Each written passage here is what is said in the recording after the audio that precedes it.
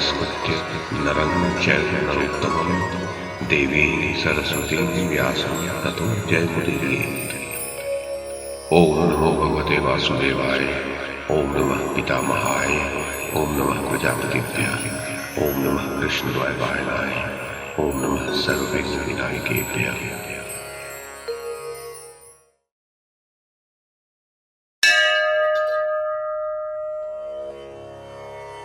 संजय ने कहा, महाराज धृतराष्ट्र, भगवान श्री कृष्ण का यह भाषण सुनकर अर्जुन एक ही क्षण में शोक रहित एवं हर्ष और उत्साह से संपन्न हो गया। तत्पश्चात धनुष की प्रत्यंचा को ठीक करके उसने शीघ्र ही गांडीव धनुष की टंकार की और कर्ण के विनाश का दृढ़ निश्चय किया। फिर वो भगवान श्री कृष्ण से बोला, गोविंद, जब आप मेरे स्वामी और संरक्षक हैं तब युद्ध में मेरी विजय निश्चित है। संसार के भूत और भविष्य का निर्माण करने वाले आप ही हैं। जिसके ऊपर आप प्रसन्न हैं उसकी विजय में आज क्या संदेह है, अर्थात मेरी विजय में क्या संदेह है। श्री कृष्ण, आपकी सहायता मिलने पर तो मैं युद्ध के लिए सामने आए हुए तीनों लोगों को भी परलोक का पथिक बना सकता हूँ। फिर इस महासमर में कर्ण को जीतना कौन सी बड़ी बात है। जनार्दन, मैं समर भूमि में निर्भय से विचरते हुए कर्ण को और भागती हुई पांचालों की सेना को भी देख रहा हूँ। श्री कृष्ण, वार्ष्णे, सब ओर से प्रज्वलित होने वाले भार्गवास्त्र पर भी मेरी दृष्टि है, जिसे कर्ण ने उसी प्रकार प्रकट किया है जैसे इंद्र वज्र का प्रयोग करते हैं। निश्चय ही ये वो संग्राम है जहाँ कर्ण मेरे हाथ से मारा जाएगा, और जब तक ये पृथ्वी विद्यमान रहेगी तब तक समस्त प्राणी इसकी चर्चा करेंगे। श्री कृष्ण, आज मेरे हाथ से प्रेरित और गांडीव धनुष से मुक्त हुए विकर्ण नामक बाण कर्ण को क्षत विक्षत करते हुए उसे यमलोक पहुंचा देंगे। आज राजा धृतराष्ट्र अपनी उस बुद्धि का अनादर करेंगे जिसके द्वारा उन्होंने राज्य के अनधिकारी दुर्योधन को राजा के पद पर अभिषिक्त कर दिया था। महाबाहो, आज धृतराष्ट्र अपने राज्य से, सुख से, लक्ष्मी से, राष्ट्र से, नगर से और अपने पुत्रों से भी बिछुड़ जाएंगे। श्री कृष्ण, जो गुणवान से द्वेष करता और गुणहीन को राजा बनाता है, वो नरेश विनाश काल उपस्थित होने पर शोक मग्न हो पश्चाताप करता है। जनार्दन, जैसे कोई पुरुष आम के विशाल वन को काटकर उसके दुष्परिणाम को उपस्थित देख अत्यंत दुखी हो जाता है, उसी प्रकार आज सूत पुत्र के मारे जाने पर राजा दुर्योधन निराश हो जाएगा। श्री कृष्ण, मैं आपसे सत्य कहता हूँ, आज कर्ण का वध हो जाने पर दुर्योधन अपने राज्य और जीवन दोनों से निराश हो जाएगा। आज मेरे बाणों से कर्ण के शरीर को टूट टूट हुआ देखकर राजा दुर्योधन संधि के लिए कहे हुए आपके वचनों का स्मरण करें। श्री कृष्ण, आज सुबल पुत्र जुआरी शकुनी को यह ज्ञात हो जाए कि मेरे बाण ही दाव है, गांडीव धनुष ही पासा है और मेरा रथ ही मंडल है। गोविंद, आज मैं अपने पैने बाणों से कर्ण को मारकर कुंती पुत्र राजा युधिष्ठिर के चिंता जनित जागरण के स्थायी रोग को दूर कर दूंगा। आज कुंती पुत्र राजा युधिष्ठिर मेरे द्वारा सूत पुत्र कर्ण के मारे जाने पर प्रसन्न चित्त हो दीर्घ काल के लिए संतुष्ट एवं सुखी हो जाएंगे। आज मैं अनुपम और अजय बाण छोड़ूंगा जो कर्ण को उसके प्राणों से वंचित कर देगा।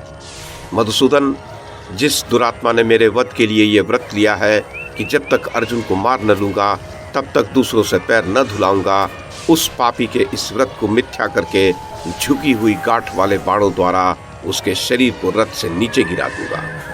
जो संपूर्ण भूमंडल में दूसरे किसी पुरुष को रणभूमि में अपने समान नहीं मानता है, आज ये पृथ्वी उस सूत पुत्र के रक्त का पान करेगी। सूत पुत्र कर्ण ने धृतराष्ट्र के मत में होकर अपने गुणों की प्रशंसा करते हुए जो द्रौपदी से यह कहा था कि कृष्ण, तू पतिहीन है, उसके इस कथन को मेरे तीखे बाण असत्य कर दिखाएंगे और क्रोध में भरे हुए विषधर सर्पों के समान उसके रक्त का पान करेंगे। मैं बाण चलाने में सिद्धहस्त हूँ। मेरे द्वारा गांडीव धनुष से छोड़े गए विद्युत के समान चमकते हुए नाराज कर्ण को परम गति प्रदान करेंगे। राधा पुत्र कर्ण ने भरी सभा में पांडवों की निंदा करते हुए द्रौपदी से जो क्रूरतापूर्ण वचन कहा था, उसके लिए उसे अत्यंत पश्चाताप होगा। जो पांडव वहां थोथे तिलों के समान नपुंसक कहे गए थे, वे दुरात्मा सूत पुत्र वैकर्तन कर्ण के मारे जाने पर आज अच्छे तिल और शूरवीर सिद्ध होंगे। अपने गुणों की प्रशंसा करते हुए सूत पुत्र कर्ण ने धृतराष्ट्र के पुत्रों से जो ये कहा था कि मैं पांडवों से तुम्हारी रक्षा करूंगा, उसके उस कथन को आज मेरे तीखे बाण असत्य कर देंगे और पांडवों का युद्ध विषयक उद्योग समाप्त हो जाएगा। जिसने ये कहा था कि मैं पुत्रों सहित समस्त पांडवों को मार डालूंगा, उस कर्ण को आज समस्त धनुर्धरों के देखते देखते मैं नष्ट कर दूंगा। जिसके बल पराक्रम का भरोसा करके महामनस्वी दुर्बुद्धि एवं दुरात्मा दुर्योधन सदा हम लोगों का अपमान करता आया है, उस कर्ण का आज युद्ध स्थल में वध करके मैं अपने भाई युधिष्ठिर को संतुष्ट करूंगा। नाना प्रकार के बाणों का प्रहार करके मैं शत्रु सैनिकों को भयभीत कर दूंगा। धनुष को कान तक खींचकर छोड़े गए यम राष्ट्रवर्धक बाणों द्वारा धराशायी किए गए रथों और गजों से रणभूमि की शोभा बढ़ाऊंगा। मैं महासमर में शक्ति संपन्न रण दुर्मद एवं भयंकर कर्ण को आज अपने बाणों द्वारा मार डालूंगा।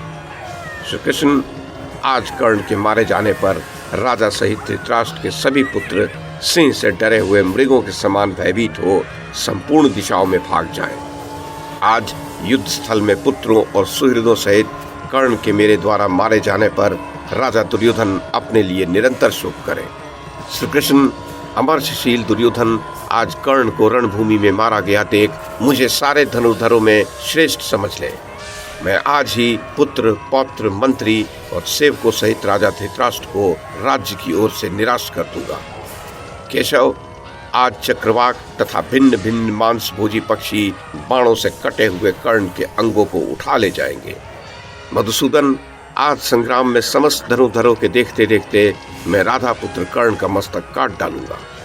श्री कृष्ण आज रणभूमि में मैं तीखे विपाठों और क्षुरों से राधा पुत्र के अंगों को काट डालूंगा। आज वीर राजा युधिष्ठिर महान कष्ट और अपने चिर संचित मानसिक संताप से छुटकारा पा जाएंगे। केशव आज मैं बंधु बांधवों सहित राधा पुत्र को मारकर धर्मपुत्र राजा युधिष्ठिर को आनंदित करूंगा। श्री कृष्ण आज मैं युद्ध स्थल में कर्ण के पीछे चलने वाले दीनहीन सैनिकों को सर्प विष और अग्नि के समान बाणों द्वारा भस्म कर डालूंगा। गोविंद आज मैं स्वर्ण में कवच और मणिमय कुंडल धारण करने वाले भूपतियों की लाशों से रणभूमि को पाट दूंगा। मधुसूदन आज पहने बाणों से मैं अभिमन्यु के समस्त शत्रुओं के शरीरों और मस्तकों को मत डालूंगा। केशव या तो आज इस पृथ्वी को धृतराष्ट्र पुत्रों से सूनी करके अपने भाइयों के अधिकार में दे दूंगा, या आप अर्जुन रहित पृथ्वी पर विचरेंगे।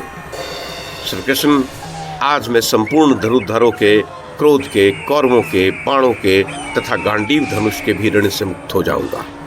श्री कृष्ण जैसे इंद्र ने शंबरासुर का वध किया था, उसी प्रकार रणभूमि में मैं कर्ण को मारकर आज 13 वर्षों से संचित किए हुए दुख का परित्याग कर दूंगा। आज युद्ध में कर्ण के मारे जाने पर मित्र के कार्य की सिद्धि चाहने वाले सोमकवंशी महारथी अपने को कृतकार्य समझ ले।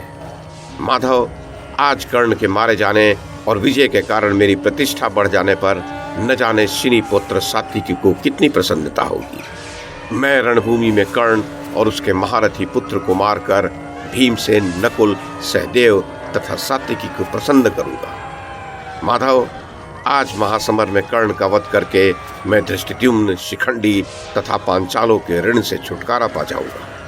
आज समस्त सैनिक देखें कि संग्राम भूमि में अमरशील धनंजय किस प्रकार कौरवों से युद्ध करता और सूत पुत्र कर्ण को मारता है। मैं आपके निकट पुनः अपनी प्रशंसा से भरी हुई बात कहता हूँ। धनुर्वेद में मेरी समानता करने वाला इस संसार में दूसरा कोई नहीं है। फिर पराक्रम में मेरे जैसा कौन है? मेरे समान क्षमाशील भी दूसरा कौन है? तथा क्रोध में भी मेरे जैसा दूसरा कोई नहीं है।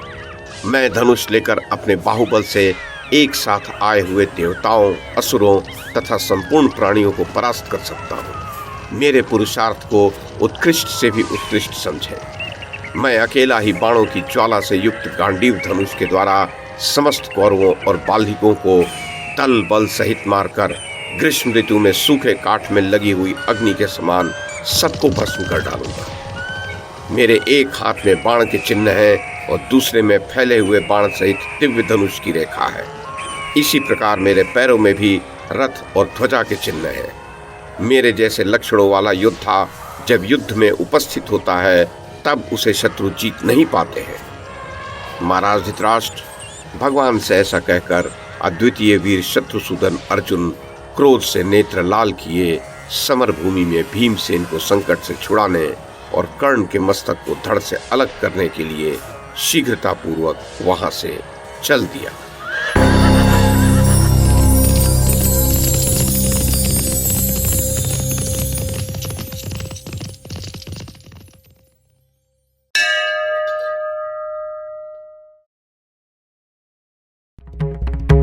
YouTube के माध्यम से महाभारत की कथा को एक श्रृंखला के रूप में प्रस्तुत करने का हमारा ये प्रयास यदि आपको सराहनीय लगा हो तो कृपया इस कड़ी को लाइक और शेयर करें, चैनल को सब्सक्राइब करें और बेल आइकन को दबाएं। साथ में अन्य लोगों को भी देखने के लिए प्रेरित करें। धन्यवाद और नमस्कार।